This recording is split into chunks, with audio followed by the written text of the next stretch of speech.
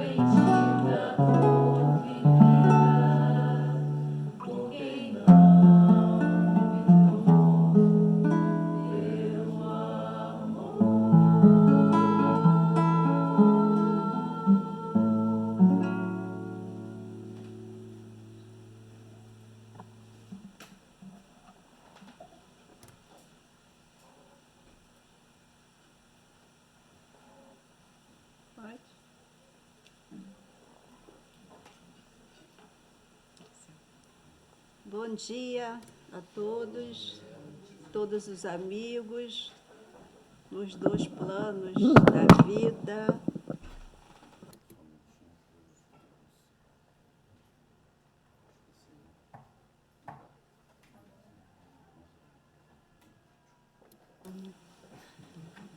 A gente que é muito alta, né, tem esses problemas.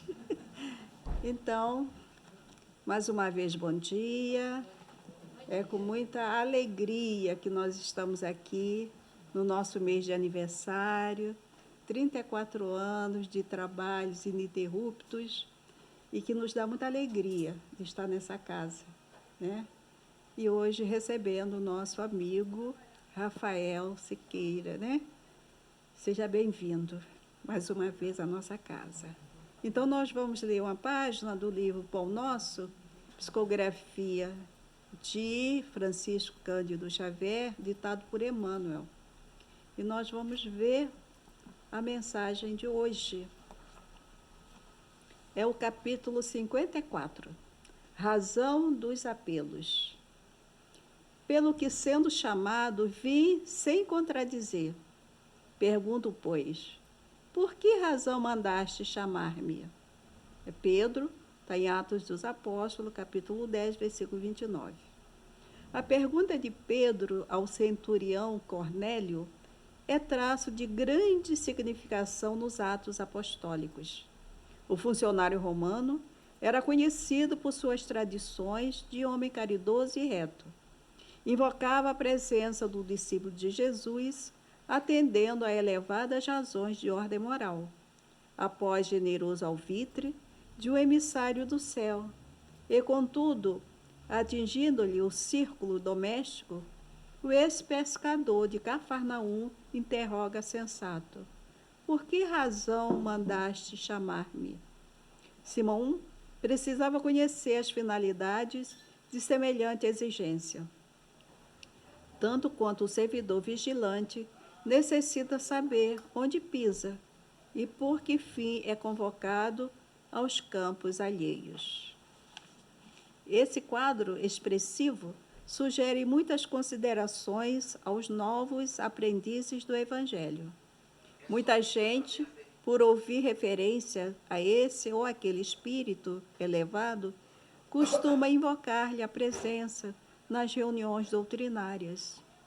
A resolução, porém, é intempestiva e desarrazoada. Por que reclamar a companhia que não merecemos? Não se pode afirmar que o impulso se filie à leviandade. Entretanto, precisamos encarecer a importância das finalidades em jogo. Imaginai-vos chamando Simão Pedro a determinado círculo de oração e figuremos a aquiescência do venerável apóstolo ao apelo. Naturalmente, sereis obrigado a expor ao grande emissário celestial os motivos da requisição. E, pautando no bom senso as nossas atitudes mentais, indaguemos de nós mesmos se possuímos bastante elevação para ver, ouvir e compreender-lhe o Espírito glorioso. Quem de nós responderá afirmativamente? Teremos, assim, suficiente audácia de invocar o sublime Cefas, tão somente para ouvi-lo falar? Então, com essa página que nos leva a refletir, que muitas vezes nós invocamos algum benfeitor, né? Será que merecemos? Temos já mérito para que ele venha e nós ouvirmos, né, ele presencialmente nas nossas reuniões? Mas eu acredito que todos nós estamos trabalhando para conquistar esse mérito, né? Que nós possamos continuar perseverando no nosso trabalho, um trabalho no bem.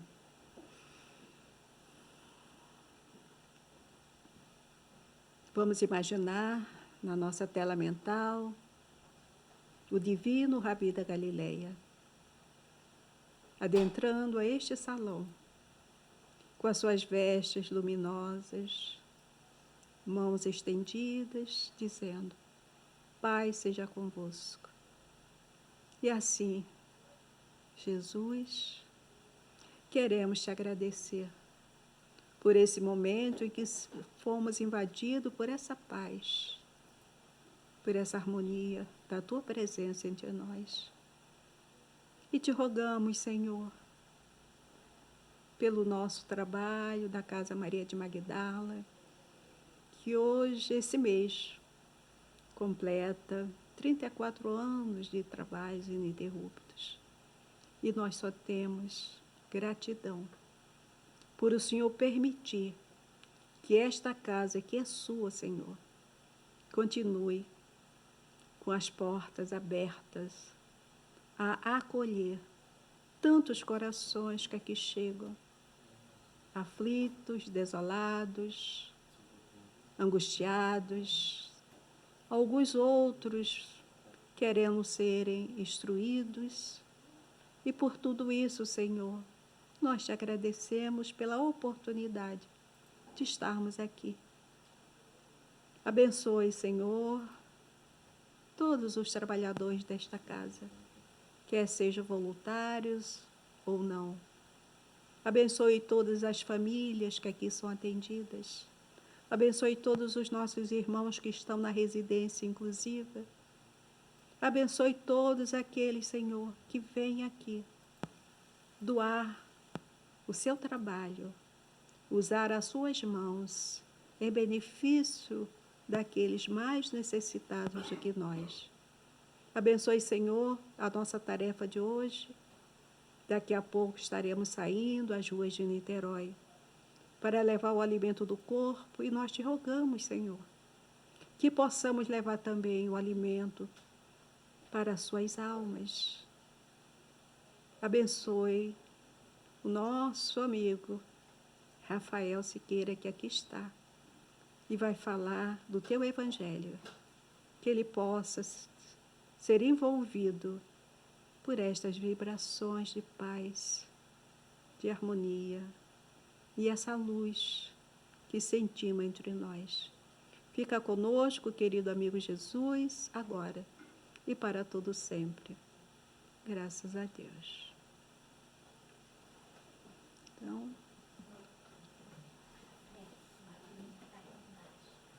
aqui.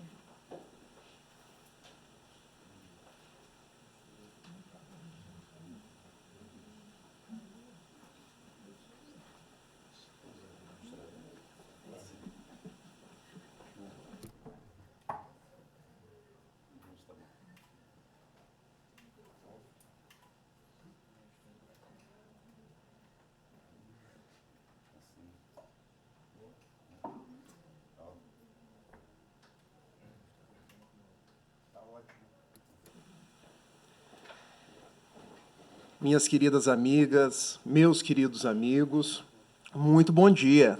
Bom dia. A todos eu formulo votos de paz, de bem, pedindo a Jesus, a Maria de Magdala, aos nossos benfeitores espirituais que possam nos abençoar e se manter entre nós. Vocês não sabem a alegria de retornar a essa casa mais uma vez. A Yara estava me falando de quanto tempo nós já viemos aqui. Quantos anos que se renovam e eu tendo a possibilidade de retornar à casa de Maria de Magdala.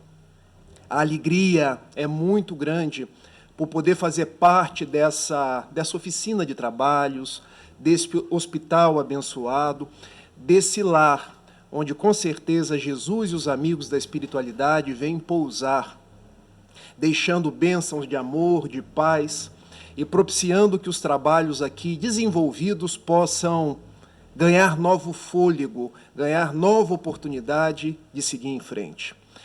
Eu quero abraçar cada um de vocês com os meus melhores sentimentos, as minhas vibrações de saúde e de paz, e dizer que hoje nós vamos trabalhar uma temática que está no Evangelho segundo o Espiritismo, no capítulo 17, no item 4. Eu tenho certeza que todos vocês conhecem a magnífica frase de Allan Kardec. Vou cumprimentar meus amigos da música ali, ó. Eu estive com eles lá no Grupo Sheila e agora estou renovando a oportunidade de estar com eles. Descobri até que o nosso amigo é quase um vizinho, porque passando ali pela rua Moreira César, que agora não é Moreira César, agora é Paulo Gustavo, eu encontrei com ele, ele encontrou comigo e a gente, uai, sou, mas nós somos vizinhos? É, a gente mora perto. E Allan Kardec, numa das suas frases mais bonitas, ele diz assim: reconhece o verdadeiro espírita pela sua transformação moral e pelos esforços que empreende por domar as suas más tendências e inclinações. Parece uma frase simples.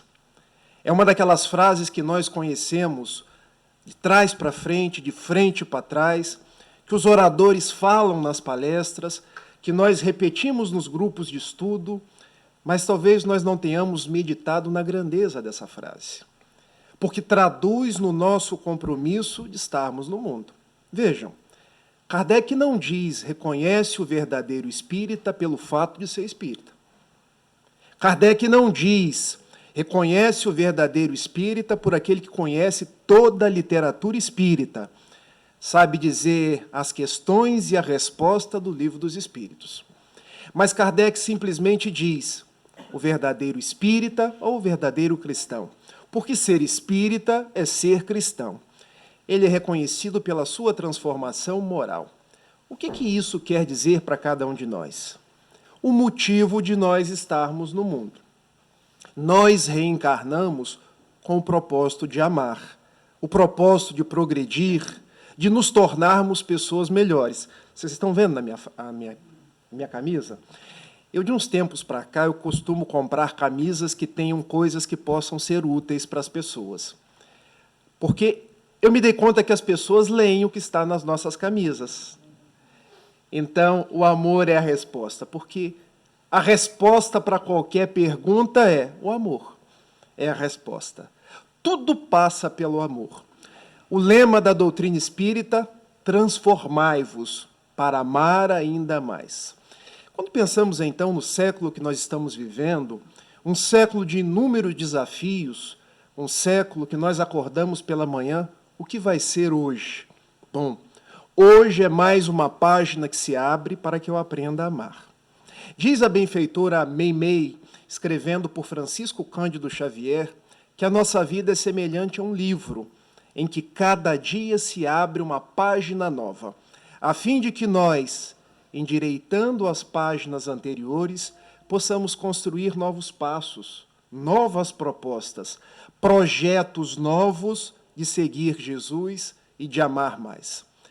Eu quero, então, meditar em cada uma das palavras dessa frase. E vocês vão ver que, numa única frase, a gente traz muitas reflexões. A começar pelo pronome possessivo. Vocês lembram disso da época que nós estudamos? Tinha os pronomes do caso reto, os pronomes oblíquos, os pronomes demonstrativos, tinha os pronomes possessivos. E os possessivos a gente tinha que saber usar, porque eles poderiam causar uma certa ambiguidade. E observem essa frase. Pela sua transformação moral. Quando eu leio essa frase, é a minha transformação moral ou é a transformação moral da Yara? Porque esse é um grande desafio. Nós, muitas vezes, queremos transformar o outro. Nos tornamos censores da vida alheia. Ficamos reparando, mas fulano está agindo assim, fulano está agindo assado, o mundo está desse jeito. Mas a proposta espírita é para cada um de nós, porque esse sua é a minha. A Yara tem o tempo dela. E no exemplo aqui está até desproporcional, porque a Yara está muito na minha frente. Então, vejam, a grande proposta é que nós nos transformemos. Mas, usualmente, nós nos tornamos espíritas coach. Vocês conhecem essa palavra? O coach é aquele que orienta a outra pessoa, se torna uma espécie de tutor, uma espécie de guru, porque tem o coach da alimentação. Olha, você deveria comer mais fibras, mais frutas, mais legumes, menos gordura, menos açúcares. Tem o coach dos relacionamentos, é aquele que está sempre achando um parceiro para outra pessoa. Tem o coach psicológico, tem o coach profissional. Haja como um líder, porque você precisa dar as regras, depois anotar se as regras estão sendo cumpridas. E nós, muitas vezes, nos fazemos o coach espírita, porque começamos a vistoriar a vida das outras pessoas. Mas a proposta é que nós nos transformemos. O outro é uma individualidade. Ele é um filho de Deus. Ele está no seu melhor momento e na oportunidade aprazada de conseguir progredir. Por essa razão, dizia Francisco Cândido Xavier, ao outro, eu amo do jeito que ele é. A mim mesmo, eu assumo o compromisso de ser cada vez melhor. Quando a gente lê essa frase, então, é para que a gente tenha em mente que eu devo me transformar. Mas, usualmente, parece que a gente dá umas pequenas derrapadas. Porque nós assistimos uma palestra na Casa Espírita e dizemos assim, nossa, mamãe deveria estar aqui. Ué, por que mamãe deveria estar aqui? Porque essa palestra foi feita para ela. Ué, mas não é você que está assistindo a palestra? Não, mas o que o orador disse é para a mamãe, é para papai, é para o filho. Não, o que a palestra disse é para a gente. Paremos de imputar o que nos cabe às outras pessoas. As outras pessoas têm os compromissos delas. Há uma outra coisa que é muito significativa, Yara, e isso às vezes acontece no culto do Evangelho no lar. Veja, estamos eu e a minha esposa. Abrimos o Evangelho segundo o Espiritismo, lá no capítulo 9. Bem-aventurados os mansos e os pacíficos. Cai a lição, a paciência. Eu abro. Meu bem, essa página é para você. Uai, sou, por quê? Você precisa ser mais paciente comigo. Em nenhum momento eu pensei na minha necessidade de ser paciente, no meu compromisso de me tornar mais palatável com as outras pessoas. Porque, usualmente, eu penso na impaciência do outro, mas deixo de observar a minha impaciência, o meu orgulho, o meu egoísmo, a minha forma ainda atrabilhária de fazer as coisas. Transformar-se moralmente é aquele compromisso de nós mirarmos a nós mesmos. Fazer um exercício de autoconhecimento, descobrindo onde estão as arestas, as dificuldades, e depois vir retificando, propiciando nos transformar em pessoas melhores. Mas há algo mais nessa frase que eu quero trabalhar com vocês. Pelos esforços que empreende por domar as suas más tendências, as suas más inclinações. Kardec, em algum momento, diz que é aquele que já transformou, é aquele que já conseguiu. Ele fala na palavra esforços. Por que esforços? Nós estamos num mundo de provas e expiações. Somos espíritos ainda imperfeitos, mas caminhando para a luz. O nosso compromisso é um compromisso de esforço. Não é um compromisso daquele que vai acertar sempre, performar sempre, porque estando no mundo a gente ainda erra, mas a misericórdia de Deus nos soergue. Nós ainda caímos, mas os bons espíritos nos ajudam a levantar e a seguir em frente. O nosso compromisso, então, é de nos esforçar por ser hoje melhor do que ontem, por ser amanhã melhor do que hoje. Essa é uma frase que está lá na geladeira da minha casa. Porque quando eu vou para a cozinha tomar um café, transformação moral. Quando de noite eu vou jantar, usualmente a comida está ligada à cozinha, né? Transformação moral. E quando eu penso, puxa vida, mas eu ainda não consegui, eu me lembro do apóstolo Paulo, lá em Romanos, capítulo 7, versículos 19 a 20. Porque não faço o bem que quero, mas o mal que não quero, esse eu faço. Aí eu leio a palavra de Allan Kardec, pelos esforços. Meu Deus, eu estou me esforçando. Se eu ainda não conseguir, eu vou continuar me esforçando, porque cairei tantas vezes quantas forem possíveis, mas levantar-me-ei tanto quanto a sua misericórdia me agasalhar e me permitir seguir em frente. Passada uma fase inicial da nossa fala, quando eu falei de transformação moral, eu queria perguntar para vocês, dentro das vossas perspectivas evangélicas, qual o espírito que numa única vida fez o maior exercício de transformação moral? Eu vou dar uma dica. Dá o nome a essa casa espírita, que há 34 anos vem ornando a cidade de Niterói de compromisso com Jesus, de compromissos no bem, de fazer a caridade para com pessoas que sofrem, que têm as mais variadas dificuldades. Eu pergunto de novo, qual o espírito narrado nos evangelhos que fez o maior exercício de transformação moral numa única vida? Todos estão na mesma toada, Maria de Magdala. Falar de transformação é lembrar da Rede Viva de Magdala. O nome dela era Miriam de Migdal, em hebraico, que nós traduzimos para o português Maria de Magdala. E sobre ela existem as mais variadas versões. Às vezes eu vejo pessoas brigando por conta de Maria de Magdala. Vocês estão brigando por causa de quê? Ah, não, porque a igreja diz isso, a doutrina espírita diz isso. Porque o historiador tal diz isso, o outro historiador diz isso. E eu estou tendo a oportunidade de fazer um estudo com o meu querido Jorge Alahá, onde a gente narra a história do cristianismo. Para quê? Para dizer que o importante não são as divergências históricas. O importante é o compromisso de amor assumido por aquela personagem. Se a gente ficar na superfície, questões históricas, questões ideológicas, a gente vai sempre brigar. Agora, se a gente olha para o personagem, aí não tem erro. Aí é amor, transformação moral, compromisso com Jesus. Vou começar, então, trazendo uma pergunta para vocês. Maria de Magdala e Madalena são as mesmas pessoas? O que vocês acham? Sim, sim. Quantas pessoas vêm e me perguntam, Rafael, mas Madalena não é uma outra pessoa? Existe uma razão de ser para isso. Se eu nasço no Brasil, eu sou brasileiro. Se eu nasço em Niterói, eu sou niteroiense. E é engraçado, quem nasce no Rio é carioca. É diferente. As mulheres que nasciam em Magdala eram magdalenas.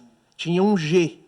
Com o tempo, perdeu o G. Ficaram as mulheres madalenas. Então, Maria de Magdala era uma mulher magdalense. Perdeu o G, com o tempo ela ficou uma mulher madalense ou simplesmente Madalena. São as mesmas pessoas. É um único personagem que ainda alguns veem como sendo duas, mas é uma única pessoa. E a diferença de versões sobre a vida dela? Isso tem uma razão de ser. Vocês acham que registros históricos são fáceis de ser contados? Na época de Jesus, meus amigos, não tinha registro civil, não tinham fotografias. Ah, vou fazer uma selfie com Jesus. Não tem jeito. Vou buscar o assento civil de Jesus lá em Belém, porque na sinagoga deve ter o assento civil dele. Não tem jeito. Mas eu vou buscar no livro. Há alguns autores que escrevem, por exemplo, Flávio Joséfo. Mas a gente tem que confiar na versão dos historiadores. Nós sabemos que Jesus existiu. Precisa de prova para vocês? Precisa de prova para vocês que Maria de Magdala existiu? Que ela testemunhou o amor? Agora, com o tempo, os historiadores foram pegando versões diferentes. E, às vezes, as versões não são nem antagônicas. É o prisma sobre o qual a pessoa olha para um determinado assunto. Por exemplo, para mim, essa versão aqui é a que o meu coração mais aceita. É a versão do benfeitor Emmanuel, no livro Boa Nova, psicografia de Francisco Cândido Xavier. E por quê, Rafael? Vocês conheceram o Chico, gente? Olha, eu falo no Chico, eu chego a arrepiar. Vocês estão vendo, né? O Chico foi uma das pessoas mais dóceis que o mundo conheceu. Uma das pessoas mais desinteressadas. Alguém que trabalhou por toda a sua vida e não ficou com absolutamente nada. Ele dedicou a sua vida à caridade. Humberto de Campos, um grande catedrático da Academia Brasileira de Letras, que Emmanuel escolheu para pegar registros no plano espiritual e trazer para confeccionar essa obra. E ele diz logo na lição introdutória, recolhendo lições do plano espiritual que eram desconhecidas de nós. O fato de ser desconhecida não quer dizer que não seja verdadeira. Quer dizer que nós desconhecíamos na época da Bíblia. Vamos trabalhar alguma dessas questões e depois nós vamos entrar no que é importante, a transformação moral. O que a Bíblia diz sobre Maria de Magdala? Um registro único. Lá no capítulo 8º do Evangelho de Lucas. E quando Jesus caminhava com seus discípulos, algumas mulheres o seguiam. Uma delas era Joana de Cusa, outra Susana e uma terceira que Jesus libertou da possessão de 7 demônios. Maria de Magdala. É o único registro que a Bíblia faz sobre Maria de Magdala. Sabiam disso? Eu, durante muitos anos, estagiei na Igreja Católica. Quase fui padre, tá, gente? Então, eu tive a oportunidade de ler a Bíblia diversas vezes, do Gênesis ao Apocalipse. Mas quem me deu a melhor versão da Bíblia foi ler com as lupas da doutrina espírita, da codificação espírita. Então, o que se diz no Evangelho de Lucas, capítulo 8, é que ela era uma das mulheres que seguia Jesus e que ele a libertou de 7 demônios. Nada além disso. Podemos inferir do texto bíblico que ela era uma prostituta? Do texto bíblico, não. Quem diz isso é Humberto de Campos. Se vocês me perguntarem, Rafael, para você o que está certo é o que está na Bíblia ou o que está no livro do Emmanuel? E eu perguntaria para vocês, será que as versões se excluem ou as versões são complementares? O que Lucas escreveu foi uma parte. O que Humberto de Campos trouxe foi um complemento, ou seja, uma mulher que era uma cortesã também poderia ser uma mulher obsidiada. Vocês concordam?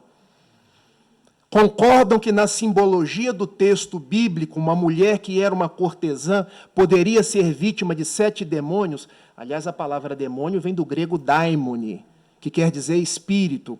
Hoje nós chamamos de obsessores, porque um daimone não é exatamente um espírito obsessor. Mas no caso dela, conclui-se que poderia ser pela vida que ela tinha. Então, as versões não são excludentes, as versões são complementares. Mas aí surgiu um problema grande, no século VI, quando um dos grandes papas da Igreja, chamado Gregório, a Gregório, nós temos, assim, a capacidade de dizer que os cantos gregorianos são dedicados ao Papa Gregório. Ele começou com essa tradição. Já ouviram o canto gregoriano? É uma das coisas mais bonitas que existem. O Papa Gregório era amado pela Igreja, porque à época ainda não era um Papa oficial. O primeiro Papa veio no ano de 607, Bonifácio III, pelo imperador Focas, que era do Império Bizantino.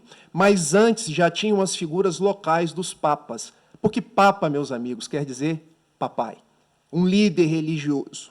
Então, Gregório foi um papai dos cristãos. Ele começou com a tradição dos cantos gregorianos, começou com a tradição de tirar a Igreja da púrpura romana e trazer para a simplicidade dos ensinamentos de Cristo.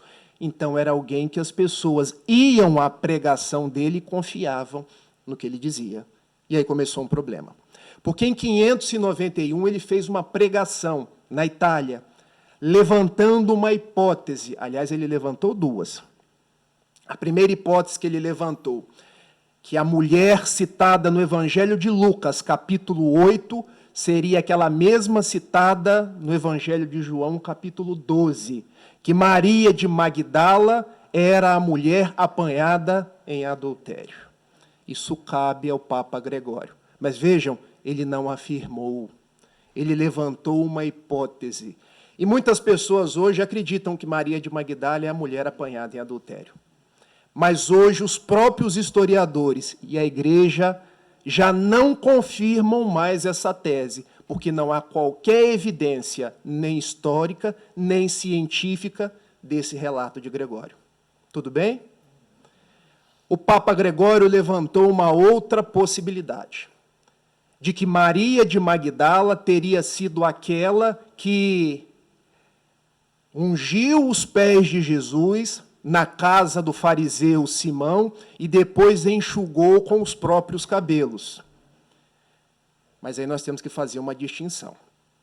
Porque, vejam, Jesus foi ungido nos 4 evangelhos. No evangelho de Mateus e no evangelho de Marcos, a unção foi sobre a cabeça. No evangelho de Lucas e no evangelho de João, a unção foi nos pés, porque os pés foram lavados. Se nós caímos na história hoje, nós chegamos à conclusão que a unção de Mateus, de Marcos e de João foi uma unção pré-mortem, ou seja, era um costume entre os judeus se ungir o corpo, embalsamar, para depois poder enterrar. Então, a mulher que teria ungido em Mateus, Marcos e João seria Maria, a irmã de Lázaro. Lembram-se de Marta, Maria, irmã de Lázaro, e a Maria de Lucas não seria a Maria, irmã de Lázaro, mas seria Maria de Magdala.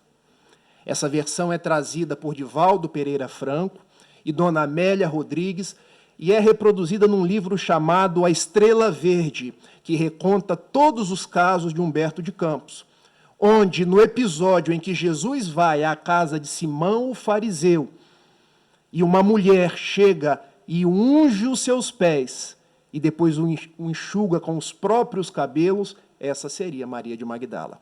E esse dado é confirmado por Humberto de Campos. Então, Maria de Magdala não é a mulher adúltera do Evangelho de João, capítulo 12, mas é a mulher que ungiu os pés de Jesus no Evangelho de Lucas. Tudo bem até aqui, gente? Muitos detalhes históricos. Agora vamos para a vida dela em particular. Porque a vida dela nos narra de uma mulher que era de Magdala. Alguns historiadores dizem que ela não era de Magdala, ela era de Jerusalém. E eu não vou entrar nesses detalhes. Que ela teria tido uma vida pretérita em Jerusalém, onde teria se enamorado por um rapaz.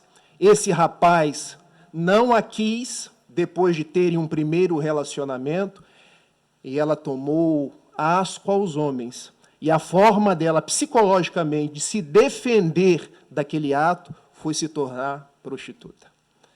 Percebam como é que teria uma correlação dessa visão histórica. Mas eu também não quero acolher essa visão, porque para acolher qualquer visão, pelo método de Kardec, a gente precisaria de universalidade do ensino. Mais de um espírito, mais de um historiador, trazendo essa versão para que a gente acolhesse ela como correta. Então, eu vou partir da versão de Humberto de Campos.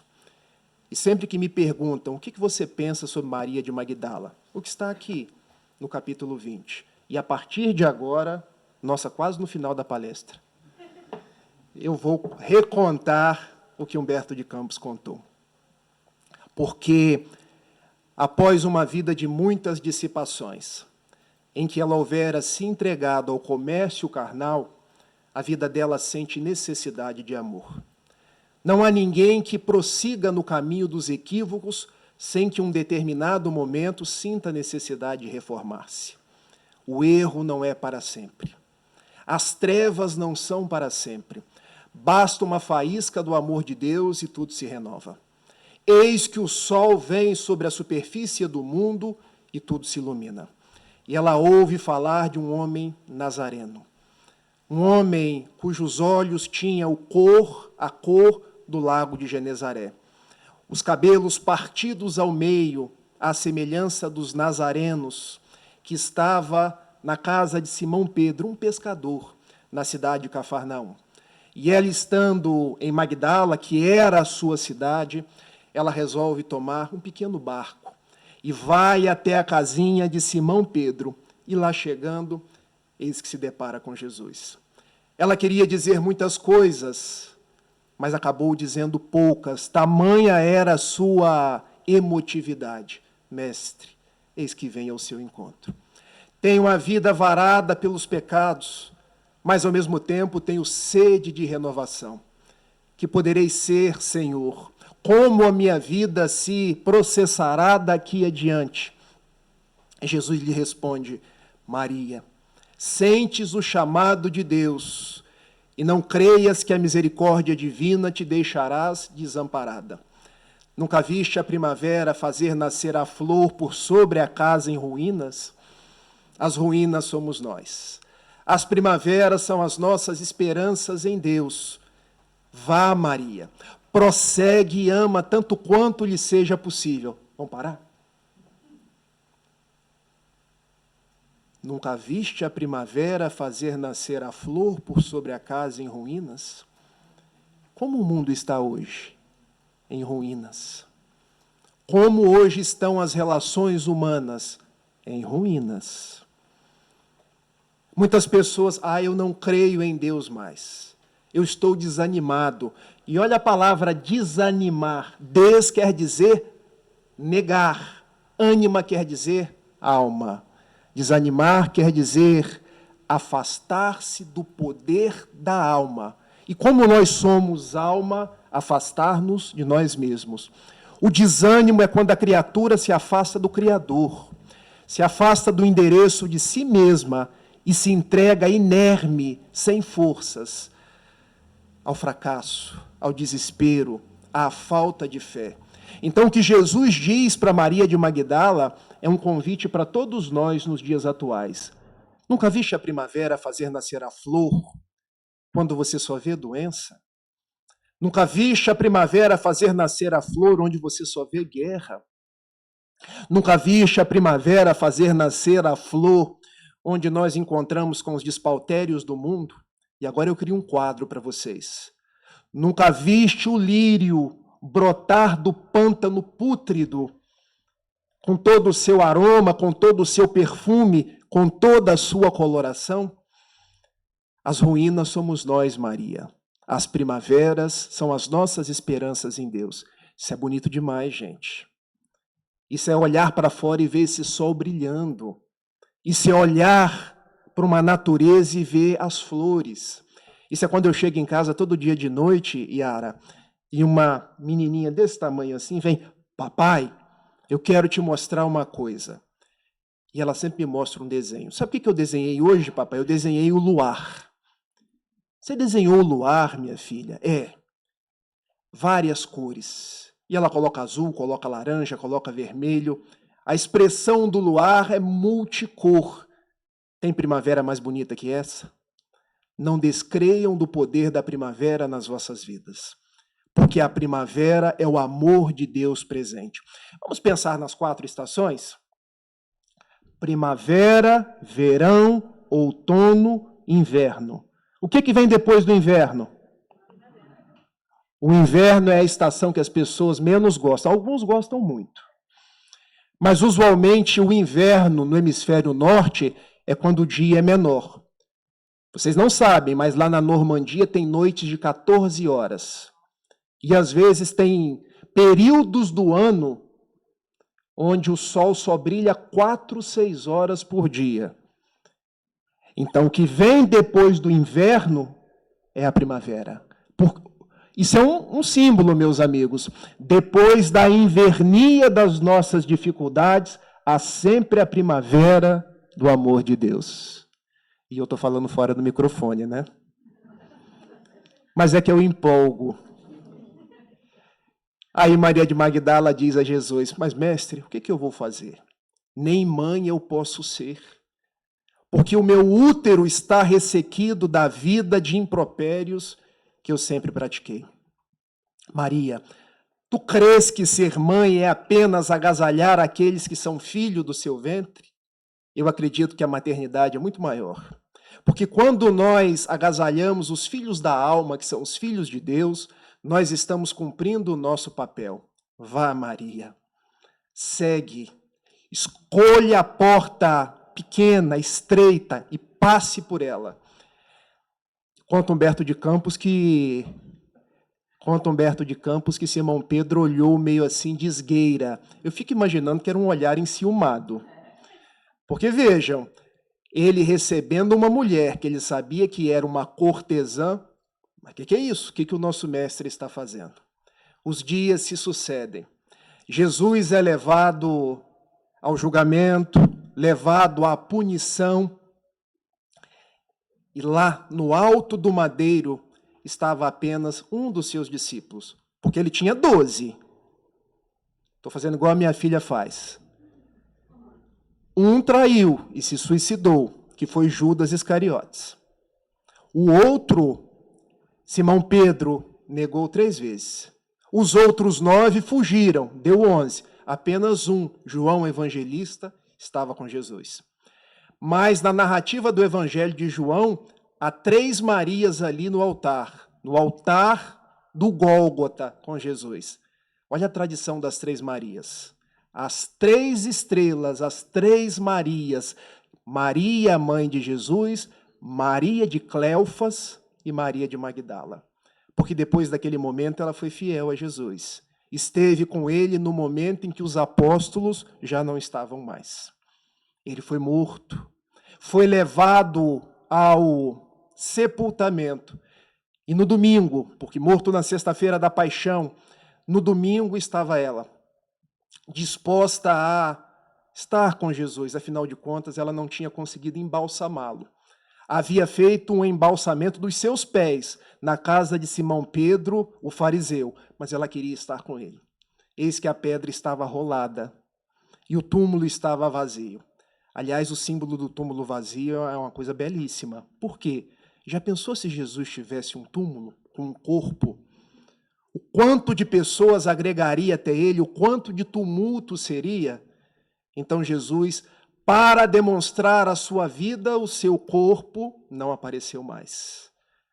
E é engraçado porque durante os dias que sucederam, como as cruzadas, cristãos e muçulmanos brigaram por um túmulo que estava vazio.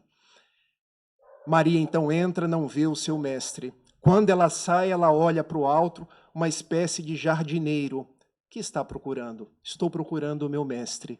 E ela olha fixamente mais uma vez, era Jesus. Rabone, que quer dizer meu mestre. E ele diz para ela, não me toques, porque ainda não subi ao Pai. Vocês sabem por que Jesus pede a Maria que não o tocasse? Há uma tradição. Maria Dolores conta no livro Amor e Perdão, Coração e Vida, a página chama-se Amor e Perdão, que tão logo Jesus foi crucificado e morto, ele vai às zonas umbralinas para resgatar Judas, porque um amigo nunca esquece o outro. E retornando das zonas umbralinas, ele estaria com alguns resquícios daquele lugar. Então ele pede a Maria para que não o tocasse, para que ela não entrasse naquela faixa. Que ele ainda precisaria subir ao Pai, conforme a narrativa evangélica. Esse subir ao Pai quer dizer estar numa condição melhor para que pudesse ser tocado e visualizado. E essa condição melhor é quando ele aparece no cenáculo em Jerusalém. E Tomé não estava presente. Eu não acredito, eu não vi. Eu só acredito quando eu puder ver e tocar. E depois ele vê e toca.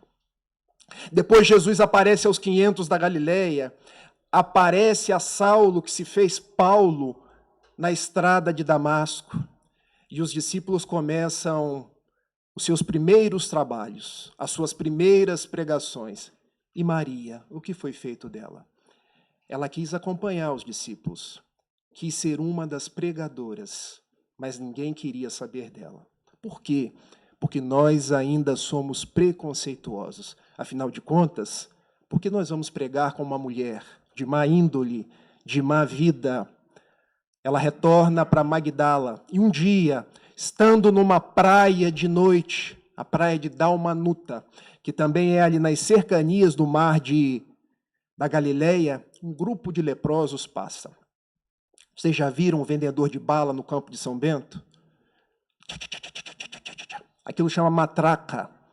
E no passado a matraca era utilizada para informar leprosos. Porque quando as pessoas ouviam um barulhinho da matraca, elas se afastavam. Maria não se afastou. E os leprosos, você não vai se afastar? Por quê? Vocês são filhos de Deus. O que vocês estão procurando? Nós estamos procurando Jesus. E ela respondeu, bom, Jesus já se foi, mas eu posso falar deles para vocês. Ela se torna uma das leprosas e acompanha aquele grupo até a cidade de Jerusalém. Vocês acham que os leprosos tinham assento civil? Não. Eles precisavam morar nas cercanias, num lugar que era conhecido como o Vale dos Leprosos, do lado de fora. E ela foi morar do lado de fora. Mas para Jesus não tem lado de dentro ou lado de fora. É sempre o lado do coração, porque todos estão incluídos. E ela já pregava para aqueles irmãos, já não dizendo, porque vocês os leprosos, mas ela pregava, porque nós os leprosos, já se considerava uma deles. E dizia, precisamos ser fiéis a Jesus. Até que ela própria, um dia, vê uma mancha arroxeada no busto, outra mancha no braço indolor, como é característica da lepra. Ela pega de um graveto e finca. Não sentiu dor. era portadora da hanseníase. E ali vai terminando os seus dias. Quando estava com febre alta, prestes a desencarnar, tenho saudades de Maria, a mãe de Jesus. Tenho saudades do apóstolo João. Antes de eu passar a vida verdadeira, vou até a cidade de Éfeso. Éfeso, uma cidade na Turquia, onde no século XIX, pelas visões de Anne Catherine Emmerich, foi achada uma casinha onde Maria teria vivido com João e passado os seus últimos dias. Ela vai até essa casa. E antes de chegar nessa casa, ela começa o seu processo de desencarnação. Porque entra num estado febril, num estado de transe pré-desencarnação. E quando estava desencarnando, quem aparece, meus amigos? Jesus. Vem, Maria, atravessaste a porta estreita. Vem que eu te espero. Eu fico pensando se esse não é o anseio de todos nós.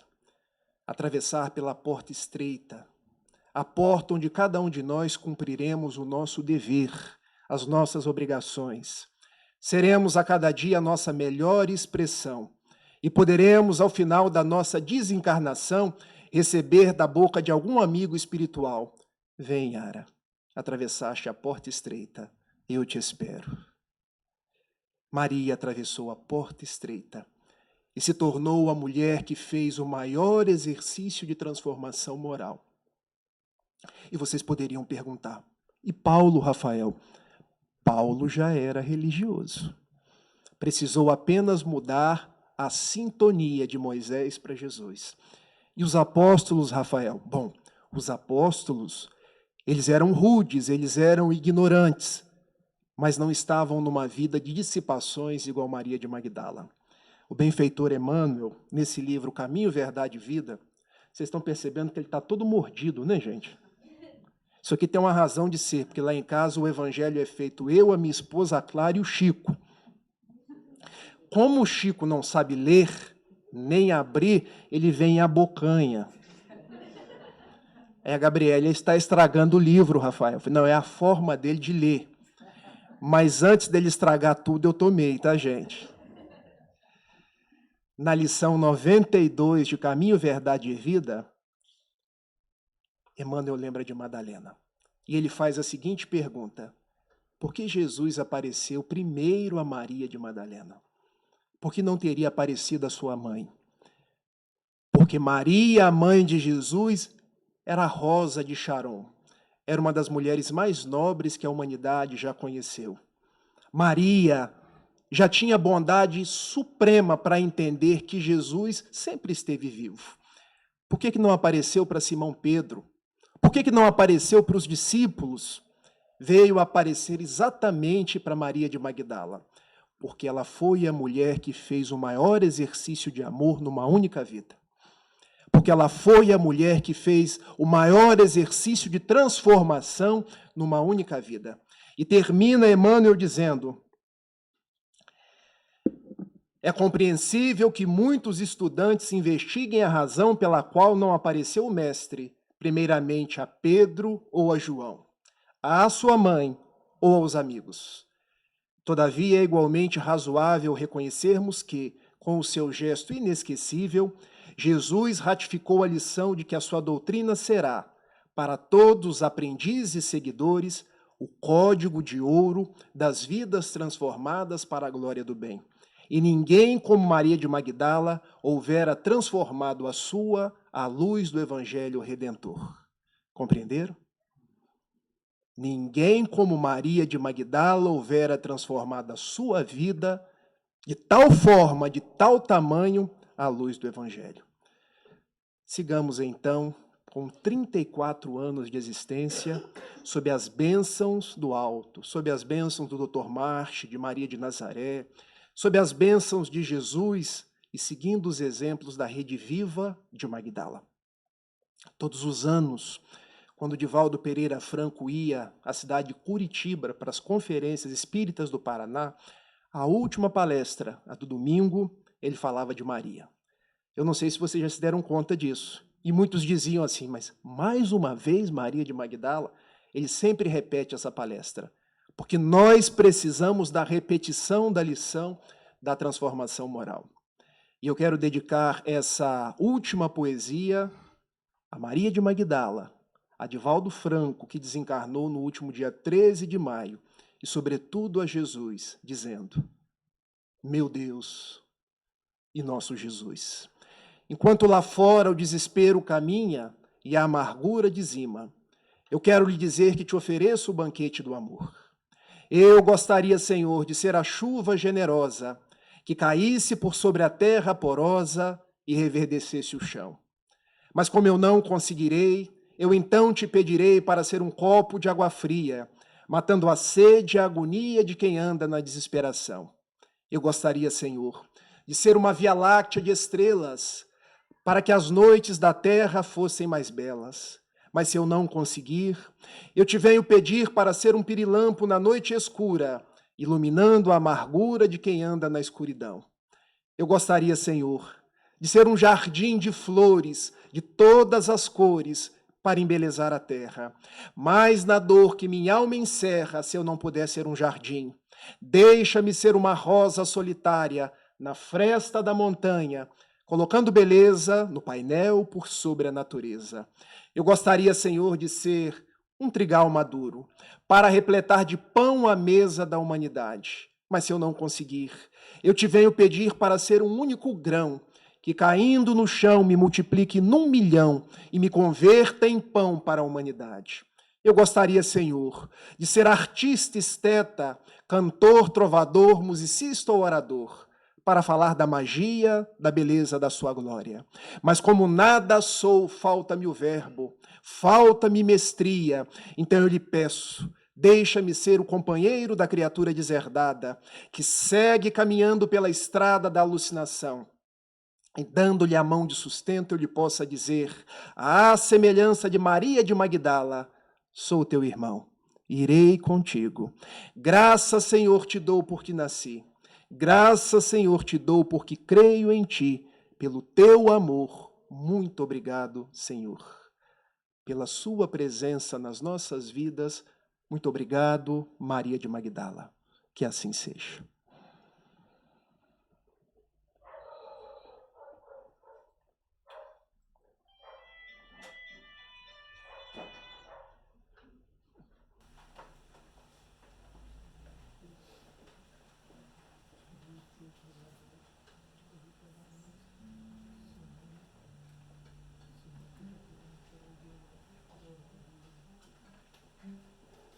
Nós vamos aos passos.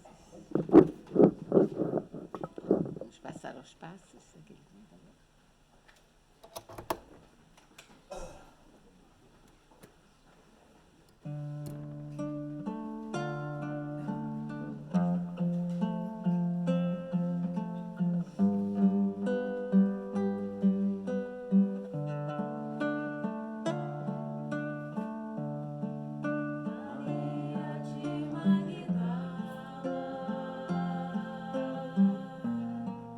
Mulher jovem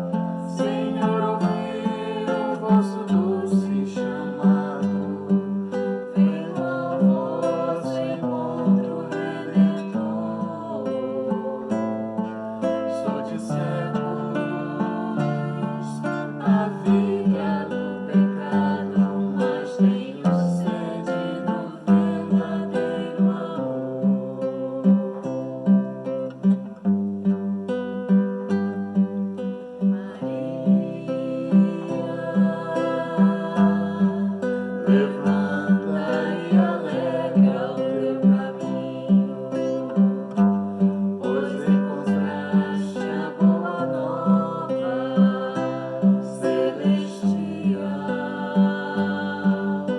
Sente hoje esse novo sol iluminando o teu caminho.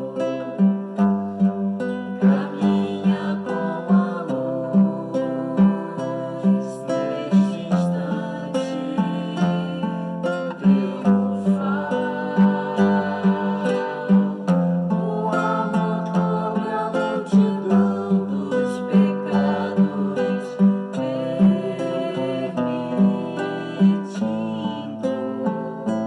a prisioneira da sexualidade a descoberta da doação e da fraternidade, eliminando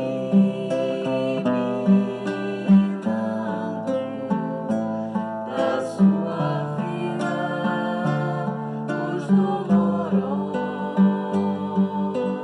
fardos.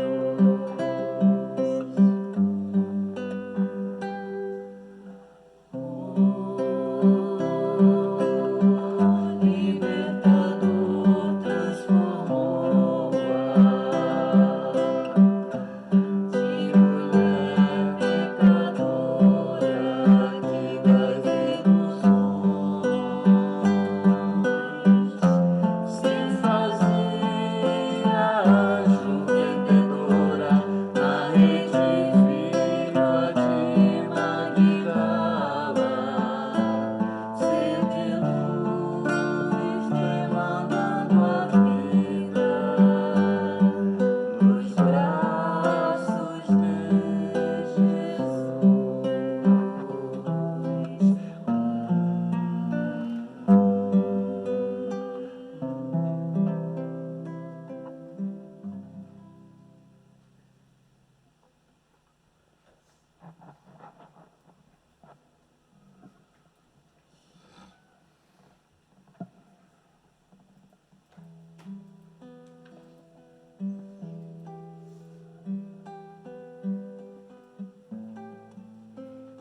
Ó Jesus, nós te amamos colocando-nos à tua frente. Nós renovamos o nosso desejo de seguir-te, de servir-te, e à semelhança da rede viva de Magdala, procurar a cada dia transformar a nossa vida ao sabor do teu Evangelho. Vem estar com cada um de nós. Vem abençoar esta casa dedicada a Maria de Magdala, seus trabalhadores, os trabalhos aqui desenvolvidos, os pacientes que aqui são atendidos, cada tarefa, cada propósito aqui desenvolvido, Mestre, para que prossigamos no curso do teu amor. Abençoe as nossas vidas, abençoe as nossas famílias, o nosso planeta Terra, que tanto precisa de Ti. Dai-nos a Tua paz. Deixa-nos agradecer por tudo quanto temos recebido. Agradecer pelas bênçãos e até mesmo pelas dores que testam a nossa fidelidade ao Teu amor. Despede-nos na Tua paz e permanece conosco